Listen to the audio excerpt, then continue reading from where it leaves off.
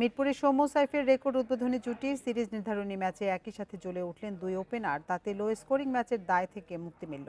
আক্ষেপ, দুজনেই century miss করেছেন। সৌম্য 91 আর সাইফের ব্যাটে 80 রান।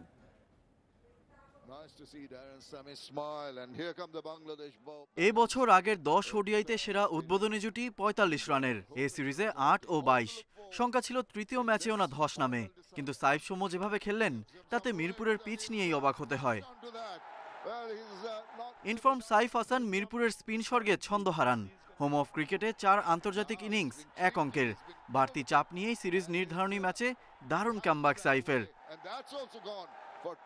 এদিন মিরপুরের পিচ হয়ে গেল ব্যাটিং সহায়ক। সাইফও স্বভাব সুলভ আগ্রাসন দেখালেন। সমান 4টি ছক্কা ও 4-এ 44 বলে 50, ওডিআই ক্যারিয়ারে প্রথম।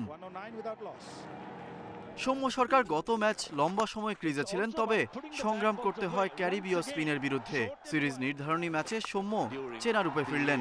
দুই ওপেনারের ব্যাটিংয়ে গ্যালারিতে প্রাণের সঞ্চার করে। ওডিআইতে 150 উদ্বোধনী জুটি ছিল মোটে 5 বার। সেটা পেরিয়ে রেকর্ডের দিকে এগোচ্ছিলেন সাইফ সৌম্য। দুজনেই ছিলেন সেঞ্চুরির পথে। তবে ম্যাজিক ফিগারের জন্য গুটিয়ে যাননি সাইফ। বড় শটের নেশায় 80-তে আটকেছেন।